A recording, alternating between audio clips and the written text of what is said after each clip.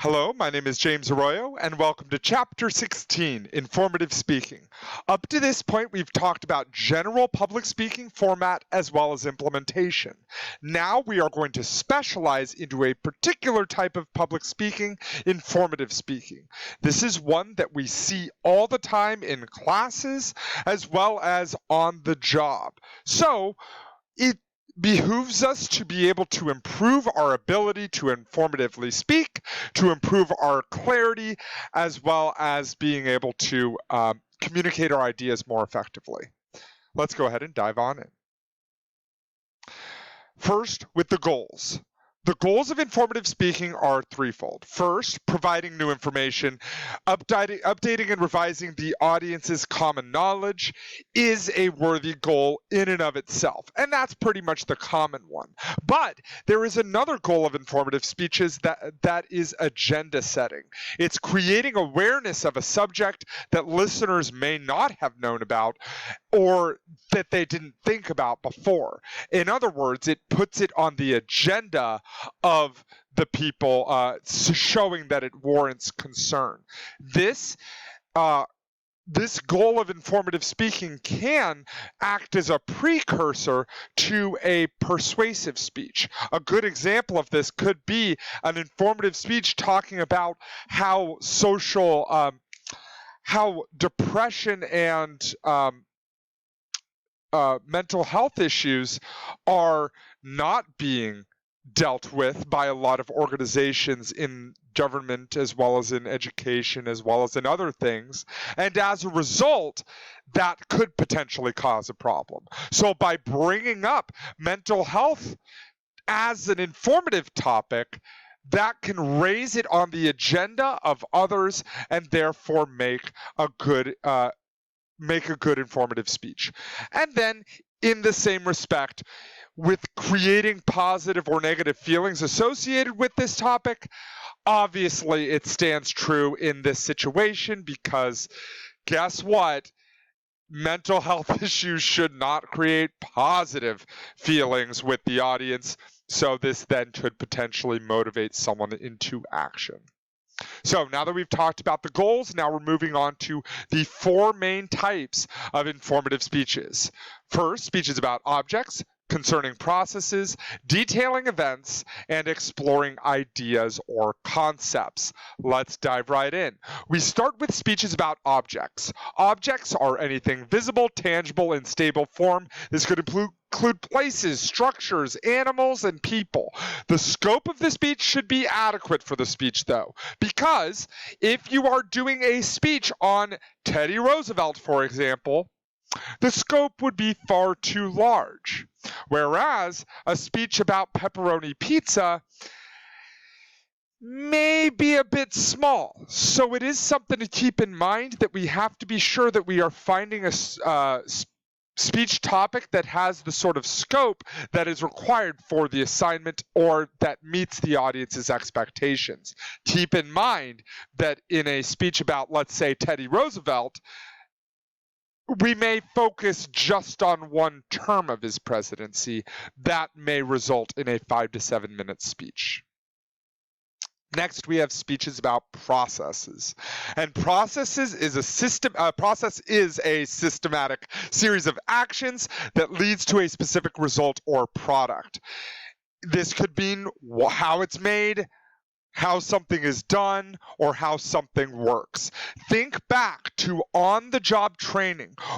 Whatever job you may have had, how were you trained? Did they just tell you, here's what to do? Or did they show you what to do? Hopefully, if it was done well, then they actually showed you and probably even put you in the situation already so that you could see exactly how to do that job. So, visual aids can be very effective with these sorts of speeches. Just try to describe how to tie your shoe and without showing it, and you'll see what I mean about how visual aids are especially impactful with speeches about processes. Next, we have speeches about events. Events are anything that happens or is regarded as happening. So there are things that are happening right now. For example, the Black Lives Matter movement. Whereas things that are regarded as happening could be the Battle of Normandy, the signing of the Declaration of Independence, the Freedom Rides, or even Woodstock. The scope of the speech, again, should be adequate for the speech. A speech about the signing of the Declaration of Independence, that may be a bit small, whereas the Revolutionary War in total, that may be too large. So again, topic and scope is something that's very important to keep in mind when choosing topics. Also, one of the big benefits of speeches about events is that it puts new perspective onto events that have happened. In other words, put meaning on those events. A good example of this would be that Woodstock, while we tend to see it as, a fun time, and maybe it was, but it was also incredibly filthy. Like, people were parking cars miles away, blocking traffic, and just went out into a field with no plumbing and just listened to music. And apparently, it did get very dirty, obviously. So it puts things into a new perspective. And then lastly, we have speeches about concepts. A concept is a belief, theory, idea, notion, principle, or the like. With these sorts of concepts, we want to avoid technical language and define terms clearly and use examples and comparisons to illustrate concepts. How do we learn about math or science or even English? We learn the technical language. We define our terms clearly. But beyond that, when we are talking about very abstract concepts, we may need examples and comparisons to illustrate that concept. If you are talking about the concept of social media affecting our mentality, then there are some concepts that need to be defined. Also, if you're even talking about religion, there are absolutely examples as well as comparisons of what makes a good life versus what is a bad life, what is moral, what is not so moral. Okay, we've talked about the goals of informative speeches, the types of informative speeches. Now we're going to be talking about the 3 golden rules of informative speaking. In other words, how to make our informative speeches good. First, be thorough. Second, don't be boring. And third, get organized. Let's jump right in. Be thorough. Careful and comprehensive discussion of your topic is critical. We should leave no questions unanswered and avoid abstractions, and don't overestimate what the audience knows. I'm going to jump right back to English class. KISS. Keep it simple, stupid. We have to be sure that we are breaking down these concepts fully and that there is nothing left out, because there are almost certainly content expectations that the audience is expecting to hear. And if they don't hear it, as we've discussed before, it can diminish the overall quality of the speech and can then lead to the losing ethos with that audience. So we've talked about being thorough. Now we talked to don't be boring. This means choosing the right topic for the audience and not being too technical. Choosing the right topic, this involves audience analysis. We can't be taught, while yes, we should talk about things that we are passionate about, we also need to talk about things that the audience is passionate about as well. But also don't be too technical. And also find out what they know and build on their knowledge. We have 2 types of information regarding not being boring.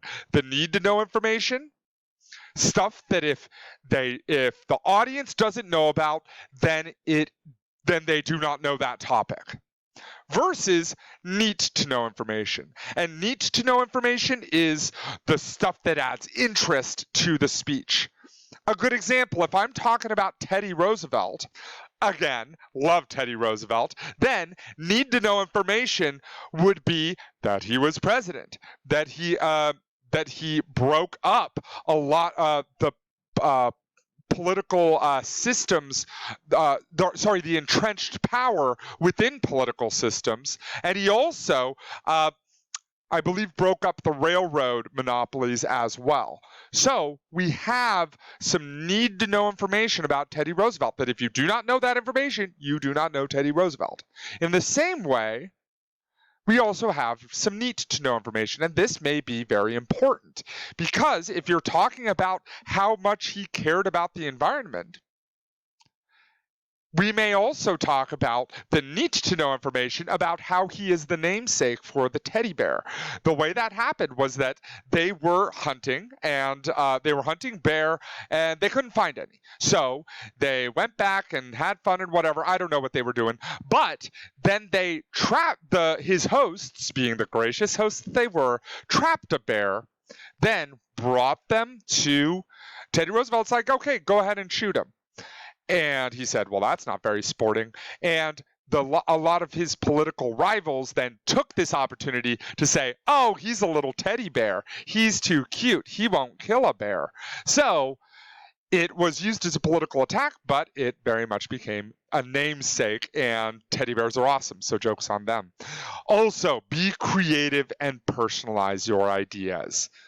In general, we want to be sure that we are personalizing our ideas, and injecting a little bit of personal testimony can engage the audience and not be boring. And lastly, we have getting organized. Using a strategic organizational pattern to achieve your goals is critical with an informative speech because we have already clustered our main points, and that improves our clarity and improves the audience. And if information is organized, the audience is better able to remember and recall it.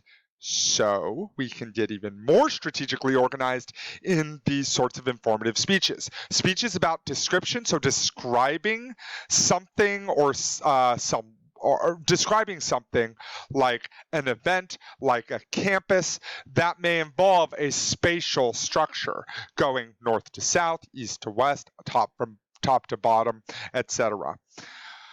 Also, we could have a speech about demonstration, describing how to do something, like how to make a corn quesadilla, would involve a chronological organization. You wouldn't Tarantino your instructions of, here's the middle sections of how to bake a cake, now I'm going to go to the preparation, and now I'm going to go to the conclusion. And then lastly, speeches of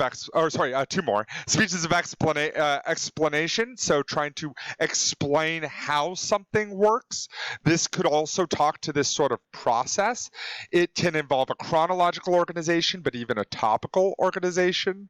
And then speeches of revelation, revealing a certain concept of what something is. Then that would absolutely be a topical organization. Keep in mind, a concept like American government would have a topical organization in 3 main points: executive, legislative, and judicial. Lastly, some guidelines. Don't overestimate what the audience already knows. If we talk about things that the audience doesn't know and we just gloss over things, then the audience can very easily get lost. Also, relate the subject directly to the audience.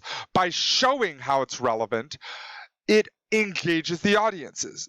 Audiences are overall very egocentric in that they care about how it affects them.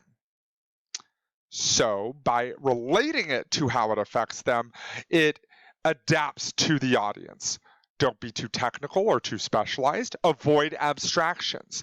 Abstractions are using ambiguous language. So in other words, instead of saying junk food, which is the ambiguous term, I may use mint chocolate chip ice cream from Baskin Robbins. Also, personalize your ideas and be creative.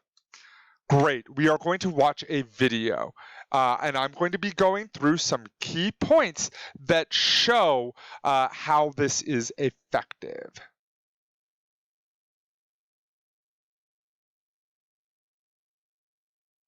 You've probably never thought about what life would be like if you didn't have any hair.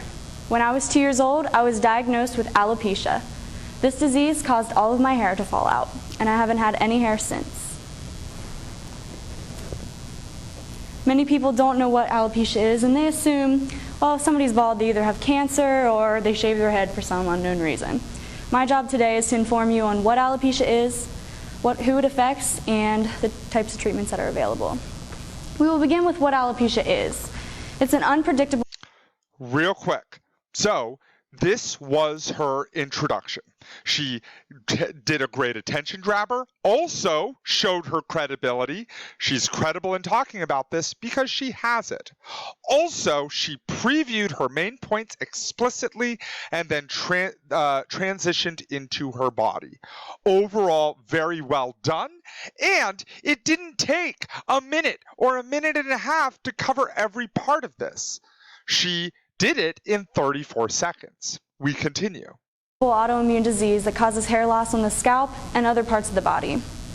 The immune system mistakenly attacks the hair follicles, causing the arrest of the hair growth system.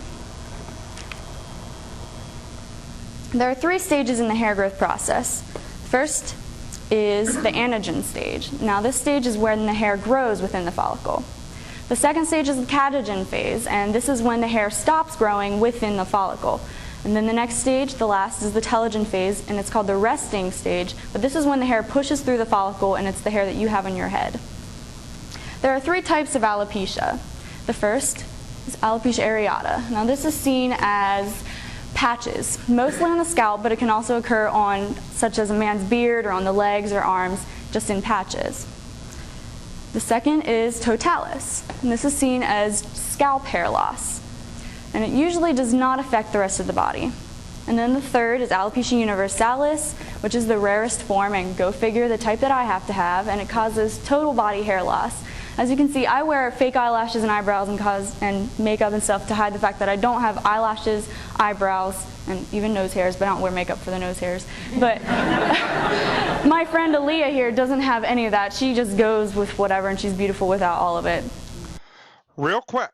So, she has discussed some need to know information, the types of alopecia, and it would have been incredibly difficult to describe each and every one, and instead relied on her visual aid to show exactly what types they were and how they look.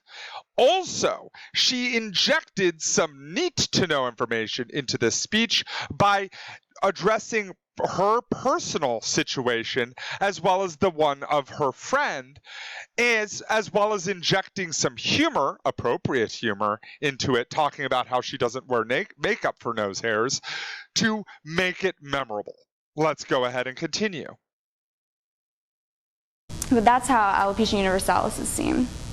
In all forms of alopecia, the hair follicle stays alive and it's ready to resume growth if it just receives the right signal. Now, the signal would trigger it to go into that telogen phase for the hair to grow. So, researchers are looking for that signal in the meantime. There are no symptoms to alopecia, so after giving this speech, if you're all scared you're going to lose your hair, I'm sorry, you can't go to the doctors and have them tell you if you're gonna or not because it's unpredictable. According to the National Alopecia Areata Foundation, 2% of the population is affected by this disease. 5 million of those people live here in the United States. So who among the 2% of the population does alopecia affect? Well, it affects children, adults, men, and women of all ages. Scientists found that even mice and some dogs and cats can experience this disease. I actually have a friend who has a dog with alopecia. It's kind of funny. When I was telling her about what I had, why I didn't have hair, she's like, my dog has that. And I was like, no way.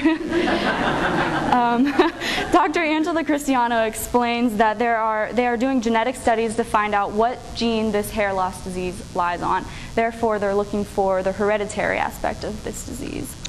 Real quick, she started with a statistic and cited that statistic that A lot of people are affected by this. First of all, creating relevancy for the audience. Creating relevancy for the audience, showing how it's giving new information, giving relevant information and useful information allows for the audience to be further engaged, and by creating relevance for the audience, it maintains engagement because audiences inherently are egocentric. At that point, she also then provides need-to-know information talking about how dogs also get alopecia. We continue. A statistic from the National Institute of Arthritis and Musculoskeletal and Skin Disease, also known as NIAMS, states that 1 in 5 people with alopecia also have another family member with this disease. It also occurs in people who have other autoimmune diseases in their family, such as diabetes and rheumatoid arthritis and so on. In my family, I have a great aunt with alopecia. Her grandson, who is my third cousin, has alopecia universalis like I do. I have a first cousin with alopecia areata. And I also have diabetes, rheumatoid arthritis, and thyroid problems all in my family, so I'm not surprised I have alopecia with all that running in my blood. Children are the most often affected. However, it is commonly seen and diagnosed in adults as well. I feel like it'd be a little bit easier for men to deal with this disease today, considering it's more socially acceptable for them to be bald, compared to women, considering we always get questioned. I always get questioned. Just this past weekend, I got questioned by a guy in my dorm room, my dorm hall, and he asked me if I shaved my head just to get this tattoo. So I had to go through and explain the whole situation, but it was pretty fun. He was asking me all kinds of questions. Although it's more acceptable for men to deal with this, it's equally difficult to handle. Can you imagine losing your hair right now at your age? Real quick. As you can tell, she may have messed up there, but it is hard to tell because she didn't call attention to it and just continued going. Also keep in mind that she is still injecting some need-to-know information by continuing to express how she has been affected. This is a unique scenario where this sort of personal testimony talking about the experiences also in essence acts as this lay testimony of she has experienced this alopecia because she's lived with it her entire life, and as a result she can talk to this community as well as how some people react, or those who do experience alopecia act in these scenarios. But obviously it would be much better defined as personal testimony. I know that I can't. I grew up with alopecia. Like I said, I had it since I was 2, but I'm 20 now, and I can't imagine like having hair my whole life and all of a sudden it just being gone. And for this reason, alopecia can cause severe psychological trauma in men and women and children. Now that you know the basics of what alopecia is and who it affects, I'm going to tell you a little bit about some of the treatments that are available. Great. She has now transitioned from her second main point, which she reviewed, the first 2 she did. Now she's talking about the treatments. And the reason why she explicitly states exactly what she's going to say is because when we explicitly state the transition, then we know that no one is going to get lost. And because of that, that allows for the audience to really know exactly where we are so that no one is lost. Let's go ahead and continue. In alopecia areata, which to remind you is the patchy hair loss, they can inject cortisone shots into the patches on the scalp. And there's also anthraline creams and some steroids that you can take to try to regrow the hair. And most of the time for alopecia areata, it will regrow, but that's not to say you're not going to continue losing patches throughout your life, and you'll have to continue with treatments. There's also, for alopecia totalis, there's the oral corticosteroids, and then there's also PUVA therapy, or PUVA therapy. And with this therapy, you take a drug and then you're exposed to ultraviolet A radiation, and that radiation will increase your risk of cancer. So on the one hand, you can be completely healthy and be bald and still be beautiful, for bald is beautiful, or you can, try these treatments, try to regrow your hair and try to look like everybody else and risk having cancer. I would personally just rather be healthy. In alopecia universalis, which is the type that I have, total body hair loss, You can try some of the treatments that the totalis patients and areata patients have tried, but with such extensive hair loss, good luck growing your hair back. And if you do, it's probably just going to fall right back out quicker than the other kinds. So the best bet is just to get a hair prosthesis, which I have. This is from Locks of Love. And this at least alleviates the psychological pain. Today I've given you a brief overview of what alopecia is, who it affects, and some of the treatments that are available. Alopecia makes your hair fall out. That's about it. So if one of you happens to get this disease or you know somebody who gets it, at least you now know what it is and that it's not life-threatening, just life-altering. Thank you. So, she reviews her topic, reviews her main points, and then ends with a concluding statement, all of which handled within maybe 20 seconds. So the introduction and conclusion do not have to be that long. They are just introducing and concluding, but they still had the content areas that we expect for this sort of speech. Overall, she did a fantastic job. Are there things that could have been improved upon? Absolutely.